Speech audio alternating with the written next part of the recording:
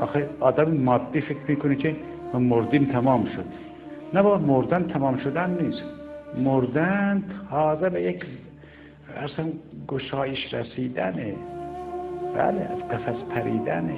خدا انشاءالله عاقبتمون خیر کنه. صاحب نفوس مستعده که میمیرن آقا دستشون از این دنیا بازتر. وهابی ها نمیفهمن. وهابی میگه که اومده سر قبر چیکار کنی؟ بچی؟ خب نمیفهمه، سواد نداره. این ببینید این جمله را دارم خدمتتون میگم، سربسته میگم براتون یادگار باشه. نفوس مستعده اهل تحقیق گفتن بعد از مردن دستشون بازتر میشه. ببینید چرا؟ فرض بفرمایید که این مسجد و این حسینیه را الان میخوایم نقاشی کنیم، یک تعمیراتی بکنیم.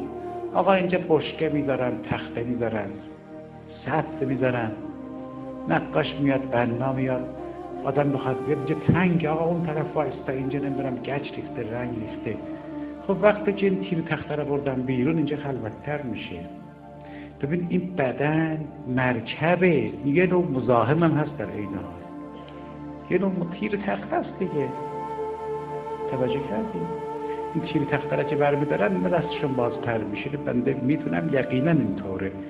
الان مثلا میرزای خوبی دستش بازتر از دنیاست. آقا اونجا عالم فسحته، کشف قطعاست، چه ربطی به اینجا داره؟ چه گرفتاریه؟